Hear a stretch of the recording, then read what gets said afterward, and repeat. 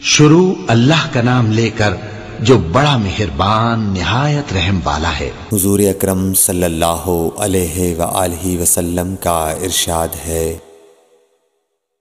تمام اعمال کا دار و مدار نیت پر ہے، اور ہر عمل کا نتیجہ ہر انسان کو اس کی نیت کے مطابق ہی ملے گا۔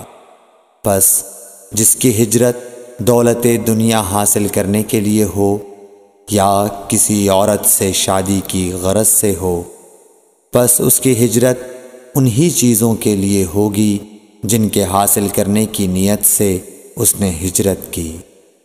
صحیح بخاری حدیث نمبر 1۔ شروع اللہ کا نام لے کر جو بڑا مہربان نہایت رحم والا ہے۔ حضور اکرم صلی اللہ علیہ وآلہ وسلم نے فرمایا کہ وحی نازل ہوتے وقت کبھی مجھ کو گھنٹی کی سی آواز محسوس ہوتی ہے، اور وحی کی یہ کیفیت مجھ پر بہت شاق گزرتی ہے۔ جب یہ کیفیت ختم ہوتی ہے تو میرے دل و دماغ پر اس فرشتے کے ذریعے نازل شدہ وحی محفوظ ہو جاتی ہے، اور کسی وقت ایسا ہوتا ہے کہ فرشتہ بشکل انسان میرے پاس آتا ہے اور مجھ سے کلام کرتا ہے، پس میں اس کا کہا ہوا یاد رکھ لیتا ہوں۔ صحیح بخاری حدیث نمبر 2۔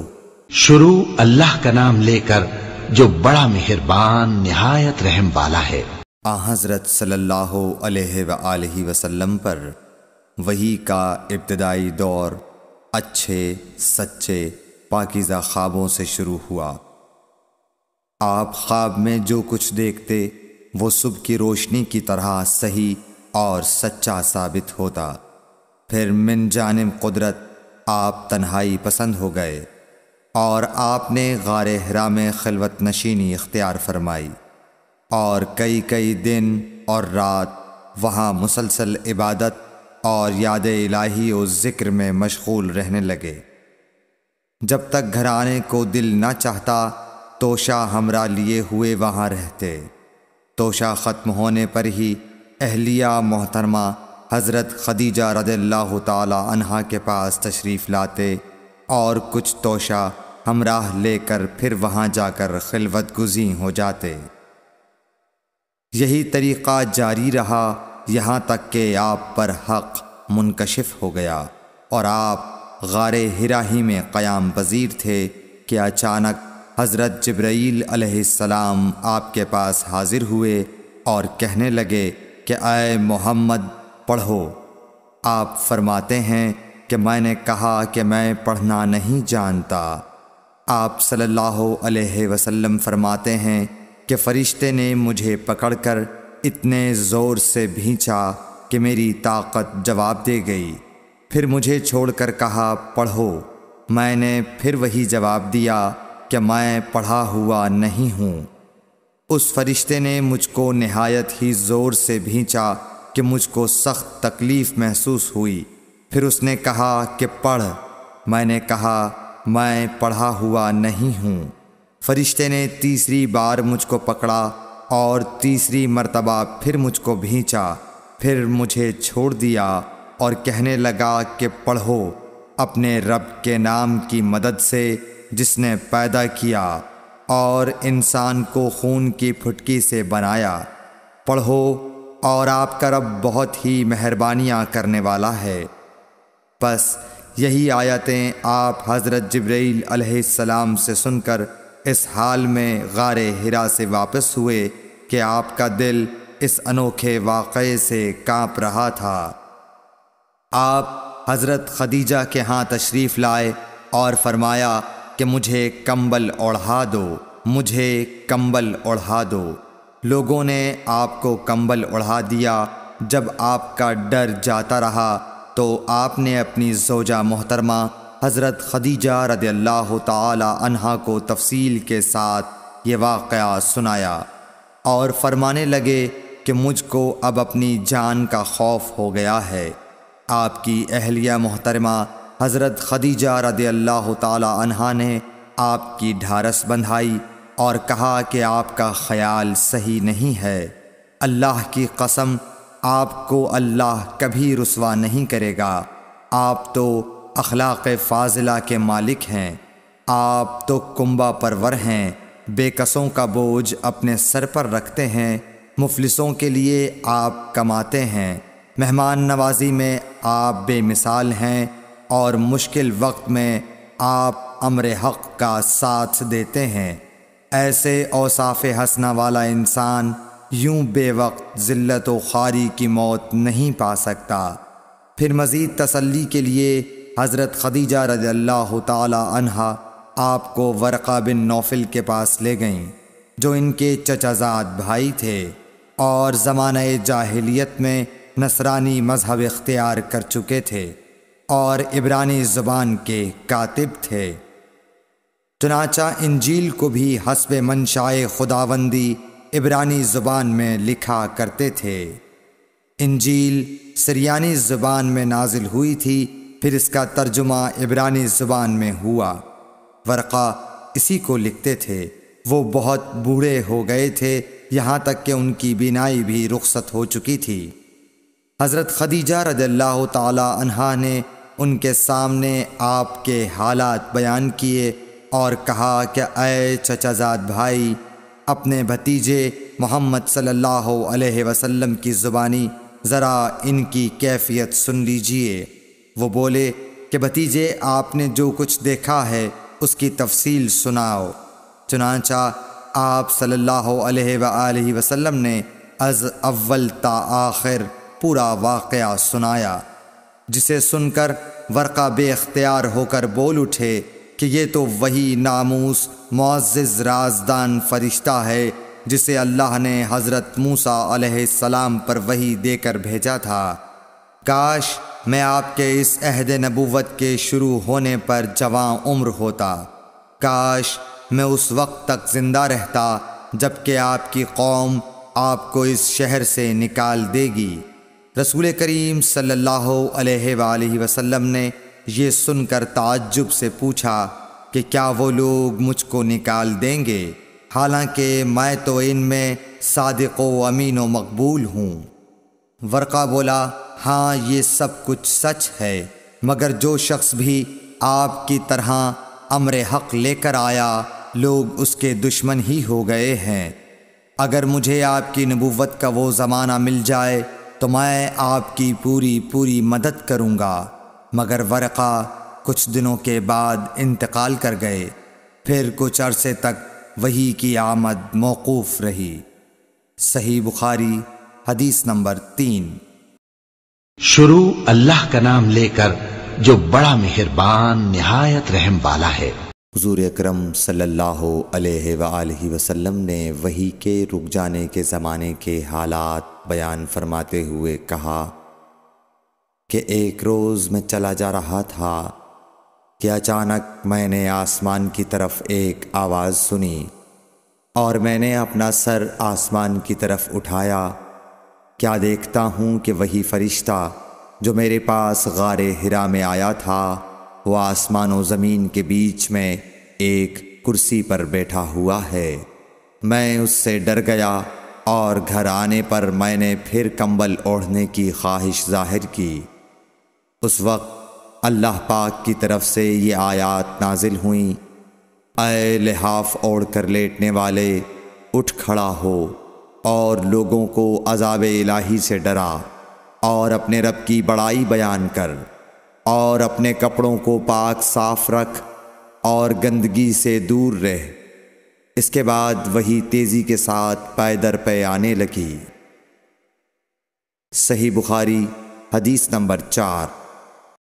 شروع اللہ کا نام لے کر جو بڑا مہربان نہایت رحم والا ہے۔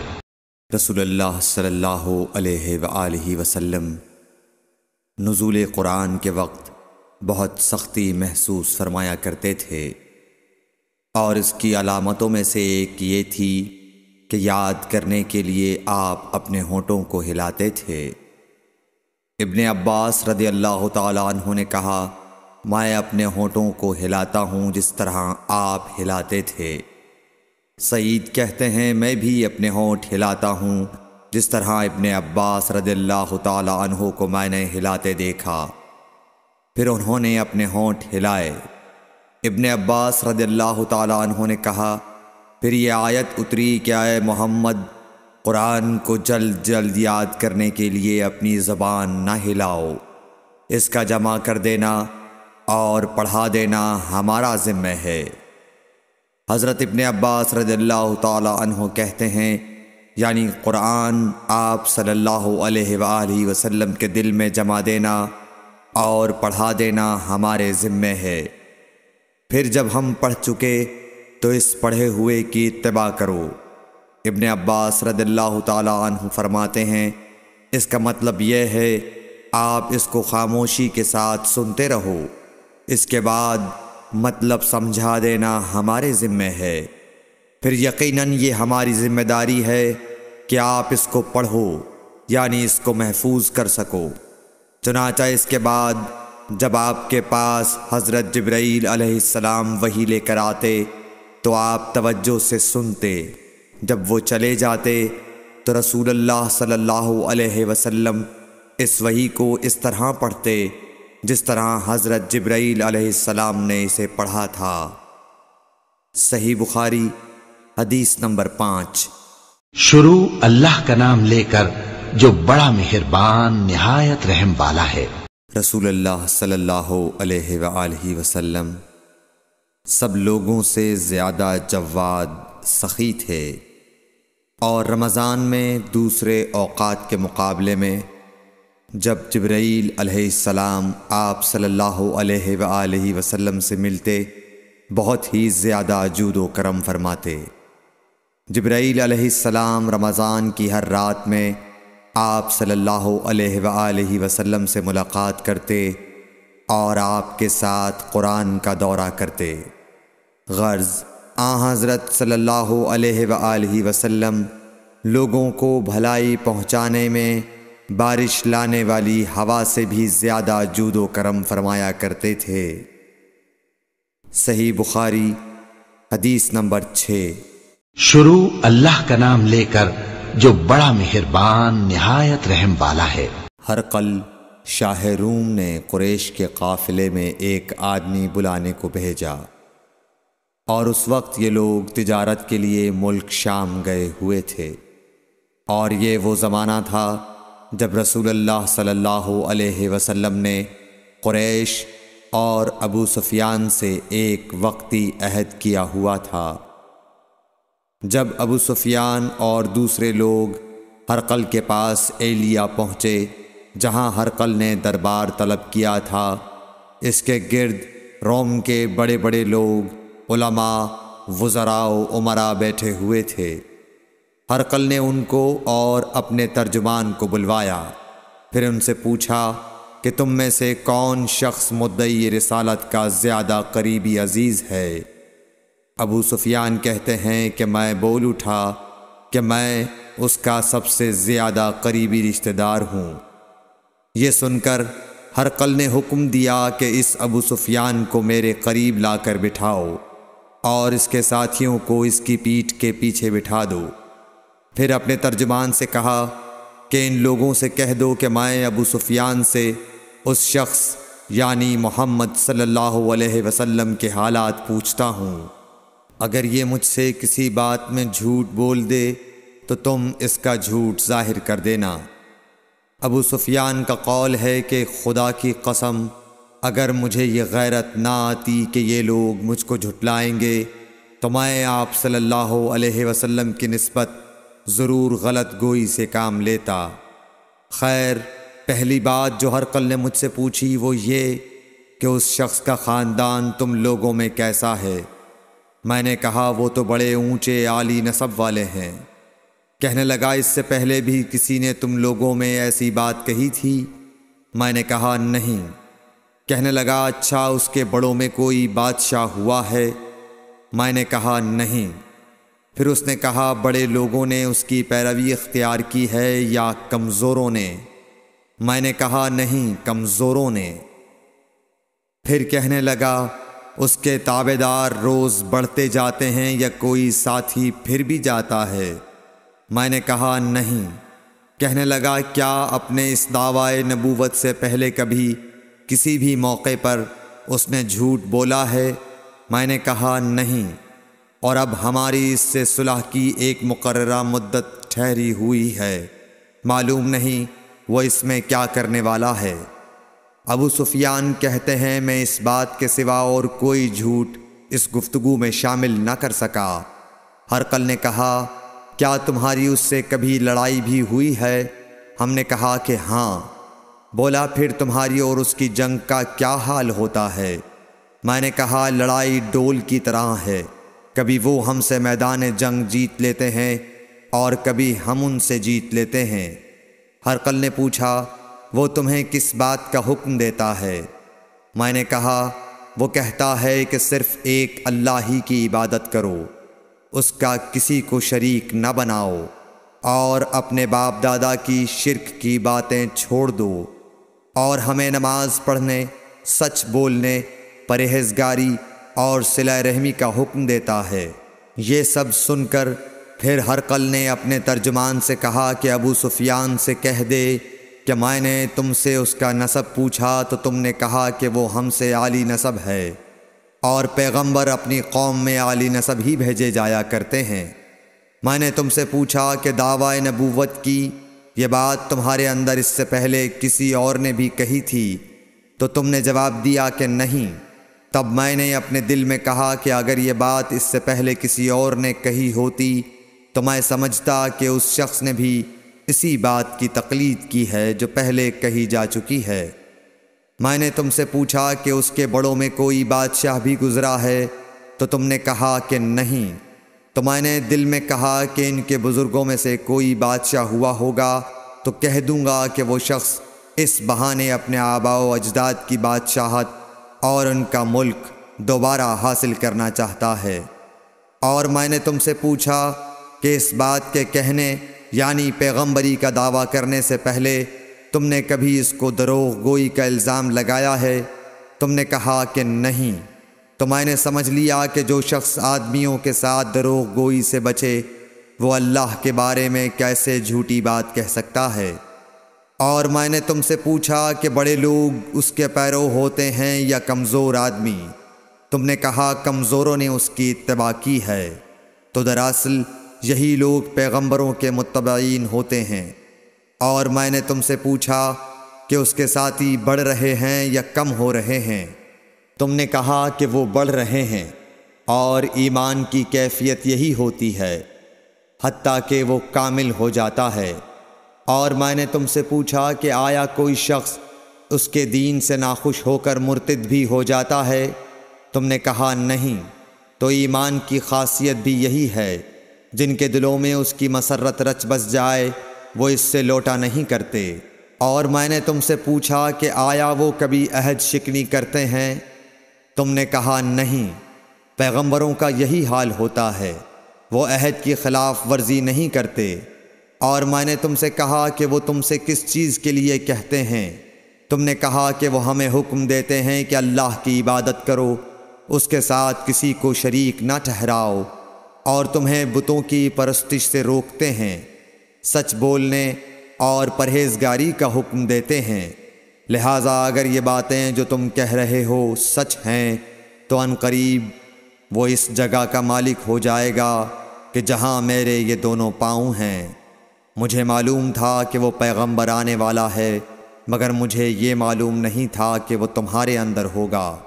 اگر میں جانتا کہ اس تک پہنچ سکوں گا تو اس سے ملنے کے لیے ہر تکلیف گوارا کرتا۔ اگر میں اس کے پاس ہوتا تو اس کے پاؤں دھوتا۔ ہرقل نے رسول اللہ صلی اللہ علیہ وسلم کا وہ خط منگایا جو آپ نے وحیہ کلبی رضی اللہ تعالیٰ عنہ کے ذریعے حاکم بصرہ کے پاس بھیجا تھا، اور اس نے وہ ہرقل کے پاس بھیج دیا تھا۔ پھر اس کو پڑھا تو اس میں لکھا تھا، اللہ کے نام کے ساتھ جو نہایت مہربان اور رحم والا ہے۔ اللہ کے بندے اور اس کے پیغمبر محمد صلی اللہ علیہ وسلم کی طرف سے یہ خط ہے شاہ روم کے لیے۔ اس شخص پر سلام ہو جو ہدایت کی پیروی کرے۔ اس کے بعد میں آپ کے سامنے دعوت اسلام پیش کرتا ہوں۔ اگر آپ اسلام لے آئیں گے تو دین و دنیا میں سلامتی نصیب ہوگی، اللہ آپ کو دوہرا ثواب دے گا، اور اگر آپ میری دعوت سے روگردانی کریں گے تو آپ کی رعایا کا گناہ بھی آپ ہی پر ہوگا۔ اور اے اہل کتاب، ایک ایسی بات پر آ جاؤ جو ہمارے اور تمہارے درمیان یکساں ہے، وہ یہ کہ ہم اللہ کے سوا کسی کی عبادت نہ کریں اور کسی کو اس کا شریک نہ ٹھہرائیں، اور نہ ہم میں سے کوئی کسی کو خدا کے سوا اپنا رب بنائے۔ پھر اگر وہ اہل کتاب اس کتاب سے منہ پھیر لیں تو مسلمانوں، تم ان سے کہہ دو کہ تم مانو یا نہ مانو، ہم ایک خدا کے اطاعت گزار ہیں۔ ابو سفیان کہتے ہیں، جب ہرقل نے جو کچھ کہنا تھا کہہ دیا اور خط پڑھ کر فارغ ہوا تو اس کے ارد گرد بہت شور و غوغا ہوا، بہت سی آوازیں اٹھیں اور ہمیں باہر نکال دیا گیا۔ تب میں نے اپنے ساتھیوں سے کہا کہ ابو کبشہ کے بیٹے حضرت صلی اللہ علیہ وسلم کا معاملہ تو بہت بڑھ گیا، دیکھو تو اس سے بنی اصفر روم کا بادشاہ بھی ڈرتا ہے۔ مجھے اس وقت سے اس بات کا یقین ہو گیا کہ حضور صلی اللہ علیہ وسلم ان قریب غالب ہو کر رہیں گے، حتیٰ کہ اللہ نے مجھے مسلمان کر دیا۔ راوی کا بیان ہے کہ ابن ناطور ایلیا کا حاکم ہرقل کا مصاحب اور شام کے نصارہ کا لاٹ پادری بیان کرتا تھا کہ ہرقل جب ایلیا آیا ایک دن صبح کو پریشان اٹھا تو اس کے درباریوں نے دریافت کیا کہ آج ہم آپ کی حالت بدلی ہوئی پاتے ہیں، کیا وجہ ہے؟ ابن ناطور کا بیان ہے کہ ہرقل نجومی تھا، علم نجوم میں وہ پوری مہارت رکھتا تھا۔ اس نے اپنے ہم نشینوں کو بتایا کہ میں نے آج رات ستاروں پر نظر ڈالی تو دیکھا کہ ختنہ کرنے والوں کا بادشاہ ہمارے ملک پر غالب آ گیا ہے۔ بھلا اس زمانے میں کون لوگ ختنہ کرتے ہیں؟ انہوں نے کہا کہ یہود کے سوا کوئی ختنہ نہیں کرتا، سو ان کی وجہ سے پریشان نہ ہوں۔ سلطنت کے تمام شہروں میں یہ حکم لکھ بھیجیے کہ وہاں جتنے یہودی ہوں سب قتل کر دیے جائیں۔ وہ لوگ انہی باتوں میں مشغول تھے کہ ہرقل کے پاس ایک آدمی لایا گیا جسے شاہ غسان نے بھیجا تھا۔ اس نے رسول اللہ صلی اللہ علیہ وسلم کے حالات بیان کیے۔ جب ہرقل نے سارے حالات سن لیے تو کہا کہ جا کر دیکھو وہ ختنہ کیے ہوئے ہے یا نہیں۔ انہوں نے اسے دیکھا تو بتلایا کہ وہ ختنہ کیا ہوا ہے۔ ہرقل نے جب اس شخص سے عرب کے بارے میں پوچھا تو اس نے بتلایا کہ وہ ختنہ کرتے ہیں۔ تب ہرقل نے کہا کہ یہی محمد صلی اللہ علیہ وسلم اس امت کے بادشاہ ہیں جو پیدا ہو چکے ہیں۔ پھر اس نے اپنے ایک دوست کو رومیہ خط لکھا اور وہ بھی علم نجوم میں ہرقل کی طرح ماہر تھا۔ پھر وہاں سے ہرقل حمص چلا گیا۔ ابھی حمص سے نکلا نہیں تھا کہ اس کے دوست کا خط اس کے جواب میں آ گیا۔ اس کی رائے بھی حضور صلی اللہ علیہ وسلم کے ظہور کے بارے میں ہرقل کے موافق تھی کہ محمد صلی اللہ علیہ وسلم واقعی پیغمبر ہیں۔ اس کے بعد ہرقل نے روم کے بڑے آدمیوں کو اپنے حمص کے محل میں طلب کیا اور اس کے حکم سے محل کے دروازے بند کر لیے گئے۔ پھر وہ اپنے خاص محل سے باہر آیا اور کہا، اے روم والو، کیا ہدایت اور کامیابی میں کچھ حصہ تمہارے لیے بھی ہے؟ اگر تم اپنی سلطنت کی بقا چاہتے ہو تو پھر اس نبی صلی اللہ علیہ وسلم کی بیعت کر لو اور مسلمان ہو جاؤ۔ یہ سننا تھا کہ پھر لوگ وحشی گدھوں کی طرح دروازوں کی طرف دوڑے، مگر انہیں بند پایا۔ آخر جب ہرقل نے اس بات سے ان کی یہ نفرت دیکھی اور ان کے ایمان لانے سے مایوس ہو گیا تو کہنے لگا کہ ان لوگوں کو میرے پاس لاؤ۔ جب وہ دوبارہ آئے تو اس نے کہا، میں نے جو بات کہی تھی اس سے تمہاری دینی پختگی کی آزمائش مقصود تھی، سو وہ میں نے دیکھ لی۔ تب یہ بات سن کر وہ سب کے سب اس کے سامنے سجدے میں گر پڑے اور اس سے خوش ہو گئے۔ بالآخر ہرقل کی آخری حالت یہی رہی۔ صحیح بخاری حدیث نمبر 7۔